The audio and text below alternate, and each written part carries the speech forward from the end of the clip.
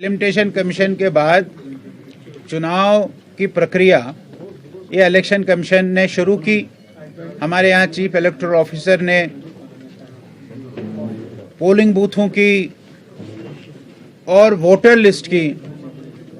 नए सिरे से तश्कील देने की प्रक्रिया किया है और नवंबर के आखिरी हफ्ते में वो सारा काम पूरा हो गया है और इलेक्शन कमीशन ने वोटर लिस्ट जारी किया है। नवंबर के बाद इलेक्शन कमीशन ने वोटर लिस्ट जारी किया है, इसलिए सबको लगता है कि अप्रैल मई के बाद हमारे यहाँ चुनाव होगा। उसका संकेत अमित शाह जी ने दिया है और भारतीय जनता पार्टी और अमित शाह जी ने भी ये कहा कि इलेक्शन कमीशन ऑफ इंडिया ने इसका फैसला लेना है। वो स्टेट की एडमिनिस्ट्रेशन से बातचीत करके, यहाँ की सिक्योरिटी सीनियर से बातचीत करके यहाँ कभी भी इलेक्शन की डेट अनाउंस करेंगे। भारतीय जनता पार्टी उसकी तैयारी कर रहे हैं और भारतीय जनता पार्टी मानती है कि हम हर समय तैयार है। जब भी इलेक्शन कमीशन ऑफ इंडिया चुनाव की इलेक्शन की घोषणा करेंगे, भारतीय जनता पार्टी उसमें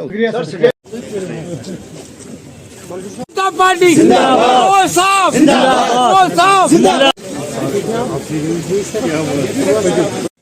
हमारे एडवोकेट वजाहत साहब और इस जिला के प्रभारी आज हमारी जनाब अशोक कुमार खोल जी, मुश्ताक नूराबादी साहब और सजाद साहब स्टार्ट मगर तमिक रिजल्ट वो त्रिपुरा नागालैंड में कि लुख इन चीजों पसंद कर अपोजिशन लुख पसंद कर तो मैं आप सबको मुबारकबाद देना चाहूंगा। जिन योजनाओं का आप पैन कार्ड के साथ अटैच किया, आज कहीं पे भी हमारा पेशेंट जाता है